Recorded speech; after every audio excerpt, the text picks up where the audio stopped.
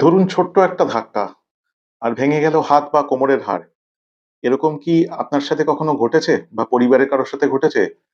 এটা কিন্তু শুধু বয়সের জন্যই হয় না, হতে পারে মারাত্মক হাড় ক্ষয়ের রোগ, যার আরেক নাম হলো অস্টিওপোরোসিস। আজ জানবেন এই রোগ বা এই অস্টিওপোরোসিস রোগ কেন হয়, কিভাবে আগের থেকে বুঝতে পারবেন, চিকিৎসা কিভাবে করবেন আর ওষুধ কতদিন খেতে হয়। আর একেবারে সাধারণ বাংলায় আমি ডাক্তার অনুরাগ বিশ্বাস, ব্যথা আর পুনর্বাসন বিশেষজ্ঞ। আপনার জন্য আজ সহজ ভাষায় অস্টিওপোরোসিস নিয়ে আমি বলবো, মেড ইজি ফর ইউ এই চ্যানেলটিতে। তাই দেখতে থাকুন। প্রথমেই বলি, অস্টিওপোরোসিস কি? পোরাস মানে আমরা সবাই জানি ছিদ্রালো বা ছাঁকনির মতো। তো অস্টিওপোরোসিস মানে আপনার হাড় ভাবুন বাইরের থেকে হয়তো শক্ত, কিন্তু ভেতরে ভেতরে ছাঁকনির মতো ফাঁপা হয়ে গেছে।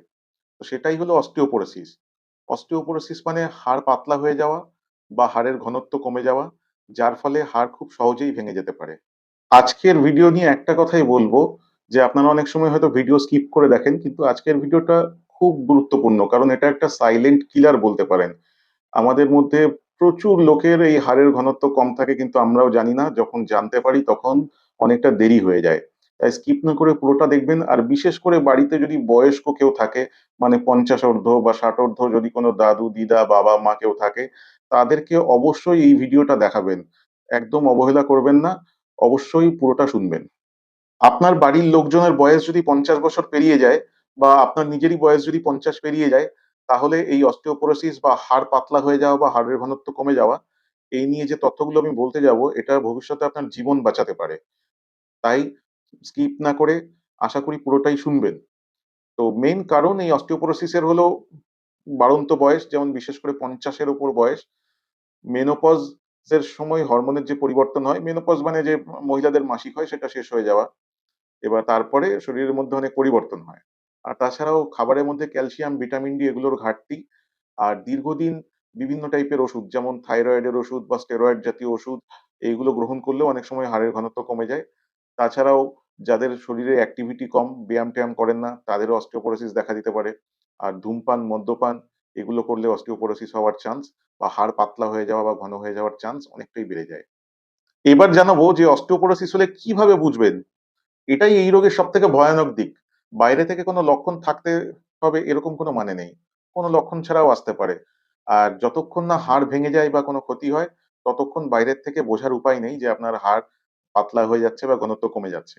তো কমন যেগুলো দেখা যায় সাধারণ সাইন, ছোট, ছোট ধাক্কায় বা সামান্য একটু পড়ে যাওয়াতে হাড় ভেঙে যাওয়া, বা অনেক সময় দেখবেন যে অনেকের পিঠ কুঁজো হয়ে যায়। বিশেষ করে বাড়ির বয়স্ক মহিলাদের অনেক সময় দেখেন যে পিঠ কুঁজো হয়ে যাচ্ছে। অনেক সময় উচ্চতা হঠাৎ করে অনেকটা কমে যাওয়া বা কোমর বা পিঠে খুব ব্যথা, এইগুলো কিন্তু অস্টিওপোরোসিস এর লক্ষণ হতে পারে। তাহলে কিভাবে জানবো যে অস্টিওপোরোসিস হয়েছে কিনা? বাইরের থেকে বোঝা যায় না। জানতে হলে করতে হবে বিশেষ কিছু টেস্ট। তার মধ্যে আমাদের এখানে হয় DEXA স্ক্যান বলে একটা টেস্ট হয়। এটা একটা ছবির মতো। সেটা হাড়ের ঘনত্ব মাপার। আর তাছাড়াও কিছু ব্লাড টেস্ট করাতে হয়, যেমন ক্যালসিয়াম, ভিটামিন ডি, প্যারাথর্মোন, এসব নানা রকম টেস্ট করাতে হয়। এবার আসি চিকিৎসা কিভাবে করব? ভয় তো একদম পাবেন না। সময় মতো ধরা পড়লে অস্টিওপোরোসিস সম্পূর্ণরূপে নিয়ন্ত্রণে আনা যায়। যেমন কিছু জিনিস আমাদের মেনে চলতে হবে। যেমন প্রত্যেকদিন দিনে ১০ থেকে ১৫ মিনিট দুপুরবেলার রোদে একটু দাঁড়ানো। বলা হয় ১১টা থেকে ১টা এই সময়টাই সবথেকে ভালো। তাছাড়াও ক্যালসিয়াম, ভিটামিন ডি সমৃদ্ধ খাবার, যেরকম দুধ, ছানা, ডিম, ছোট মাছ, এইগুলো আমাদের খেতে হবে। আর হালকা ব্যায়াম করতে হবে। মানে অ্যাক্টিভিটির মধ্যে থাকতে হবে। হাঁটা, স্ট্রেচিং ব্যায়াম বা কিছু যারা জিমে-টিমে যান তারা একটু ওজন-টোজন তোলার ব্যায়াম। এইগুলো করলে হাড়ের ঘনত্ব ইউজুয়ালি ঠিক থাকে। এবার সাধারণভাবে আপনাদের মনে প্রশ্ন জাগবে যে ডাক্তার জেনারেলি কি টাইপের ওষুধ লেখেন এই রোগ নিরাময়ের জন্য? কতদিন খেতে হয়? তো ১ম এই বলি, এখন যে ওষুধগুলো বলবো, আপনার যে সেই ওষুধই দরকার তার কোনো মানে নেই। ডাক্তার দেখিয়ে আপনার জন্য যেটা উপযুক্ত হবে সেটা উনি দেবেন। এবার ১ম এ আসি ক্যালসিয়াম আর ভিটামিন ডি। এটা প্রত্যেকদিন খাওয়ার দরকার। মানে খাবারের মাধ্যমে যদি পেয়ে যান ভালো, নাহলে বাইরে থেকে সাপ্লিমেন্ট নিতে হবে। দিনে জেনারেলি ১২০০ মিলিগ্রাম ক্যালসিয়াম প্রয়োজন হয় এলিমেন্টাল ফর্মে। আর তাছাড়াও সাধারণত এগুলো ৩ থেকে ৬ মাস সময় পর্যন্ত চলতে পারে। আর আরেক রকম ওষুধ আছে যেটা হাড়ের যে ক্ষয় হয়ে যাওয়া এটাকে আটকায়। সেটা হলো বিসফসফোনেট নামক একটা গ্রুপ আছে, সেই গ্রুপের ওষুধ। এবার সেটা নানা রকম ওষুধ আছে, সেটা অনেকে খাওয়ার ওষুধ আছে, যেটা হয়তো রেগুলার খাওয়া যেতে পারে বা সপ্তাহে খাওয়ার ওষুধ আছে। মাসে ১ বার করে এরকম ৩ বার খাওয়া বছরে, মানে বছরে ৩ মাস চলবে এরকম ওষুধ আছে। তারপর এই গ্রুপেরই কিছু ওষুধ আছে ইনজেকশন ফর্মে, সেগুলো জেনারেলি ২ বছরে ১ বার নিলে হয়। এবার আপনার হাড় ঘনত্ব কমে যাওয়া, যেটার প্রবণতা সেটা কতটা কমে গেছে তার উপর ডিপেন্ড করে কোনটা ওষুধ কখন কাকে দেওয়া হবে। এছাড়াও আরো অনেক ওষুধ আছে, যেমন অ্যানাবলিক থেরাপি। এটা হাড় তৈরি করতে সাহায্য করে, যেমন টেরিপ্যারাটাইড নামে পাওয়া যায়। আর এটা প্রত্যেকদিন ইনজেকশন নিতে হয় দীর্ঘ ২ বছর পর্যন্ত। এটা হাড় গঠন করে আর দুর্বল হাড় শক্ত করে তোলে। দাম অনেকটাই বেশি কিন্তু কার্যকর। তাছাড়াও আরো আছে ডেনোজুম্যাব বলেও ইনজেকশন পাওয়া যায়, স্ট্রনশিয়াম বলে ওষুধ আছে। তো ওষুধ অনেক রকম আছে। কোনটা আপনাকে খেতে হবে সেটা অবশ্যই ডাক্তারবাবুর সাথে কনসাল্ট করে নেবেন। আর এই অস্টিওপোরোসিস থেকে কেন সাবধান থাকবেন? কারণ একবার হাড় ভেঙে গেলে শুধু ব্যথা নয়, বিছানায় পড়ে যাওয়ার বা হাঁটার ক্ষমতা হারিয়ে যাওয়া বা প্যারালাইসিস হওয়ার চান্স থাকবে। তাতে আপনার জীবনটাই বদলে যেতে পারে। আর যদি আপনার বারবার এরকম হাড় ভাঙে বা উচ্চতা হঠাৎ করে কমে যায় বা দীর্ঘদিন ধরে স্টেরয়েড বা থাইরয়েড জাতীয় ওষুধ খান বা ব্যথা লাগে বা হাড় দুর্বল লাগে, তাহলে একবার আপনাকে দেখিয়ে নিতে হবে। এবার আমি জিজ্ঞেস করি একটা কথা, যে কেন এত ইম্পোর্টেন্ট যে হাড় পাতলা হয়ে যাচ্ছে না ঘন হয়ে যাচ্ছে, জেনে কি করবেন? একটা জিনিস শুনলে অবাক হবেন, যে আমাদের বয়স যখন ৩০ পেরিয়ে যায়, ৩০ এর ওপরে, তখন আমাদের হাড় ক্ষয় আস্তে, আস্তে শুরু হতে থাকে। এবার সেটাকে আটকানোর জন্য আমাদের অ্যাক্টিভিটি লেভেল ঠিক করতে হয়। যারা একদমই বসে, বসে কাজ করেন তাদের একটু আমি বলব যে একটু ব্যায়াম-ট্যায়াম করুন, একটু হাঁটাচলা করুন, একটু ওজন-টোজন তুলুন। তা বলে আবার বেশি ওজন তুলে কোমরে ব্যথা করাবেন না। মানে মোটমাট আপনাকে অ্যাক্টিভিটির মধ্যে থাকতে হবে। তাতে হাড়ের ঘনত্ব মেইনটেইন থাকার চান্স ঠিক থাকে। আর খাবারের মাধ্যমে ক্যালসিয়াম, ভিটামিন ডি, ঠিকমতো প্রোটিন, এগুলো আপনাকে নিতে হবে। আর ধূম্রপান বা অ্যালকোহল এগুলো একদমই পরিত্যাগ করতে হবে।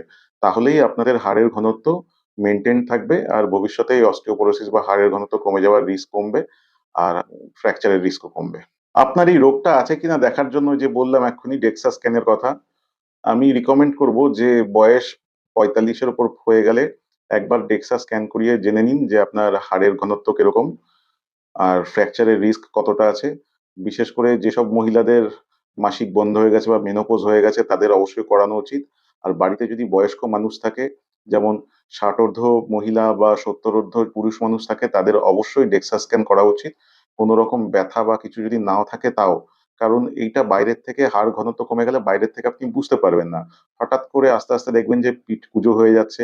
তখন কিন্তু অলরেডি যা ক্ষতি হওয়ার হয়ে গেছে। মানে শিরদাঁড়ার হাড় অলরেডি ফ্র্যাকচার হয়ে গেছে। তাই ফ্র্যাকচার হওয়ার হাত থেকে বাঁচার জন্য আগের থেকেই টেস্টটা করান আর ট্রিটমেন্ট শুরু করুন। তবে হ্যাঁ, এই রোগের বিরুদ্ধে লড়ার জন্য ভয় নয়, করতে হবে জ্ঞান দিয়ে এই রোগটাকে জয়। তাই অবশ্যই কোনো প্রশ্ন থাকলে কমেন্টে জিজ্ঞেস করুন। আর কমেন্টে অবশ্যই লিখবেন যে আপনি কোন সমস্যায় ভুগছেন। আমি চেষ্টা করব সহজ ভাষায় আপনাকে উত্তর দিতে। আর স্বাস্থ্যের টিপস নিয়ে আরো কিছু জানতে হলে এই চ্যানেলটি সাবস্ক্রাইব করুন। নতুন, নতুন ভিডিও আসতে থাকবে। আর স্পেসিফিক যদি কোনো কিছু আপনার রিকোয়েস্ট থাকে যে এই জিনিসটা নিয়ে জানতে চাই, তাহলে অবশ্যই কমেন্টে জানান। আর আমাকে সাপোর্ট করতে লাইক করতে ভুলবেন না। আর চ্যানেলটা সাবস্ক্রাইব করুন। আর বাড়ির বয়স্ক মানুষজনদের সাথে এই ভিডিওটি স্পেসিফিক্যালি শেয়ার করুন। নমস্কার, আবার দেখা হবে।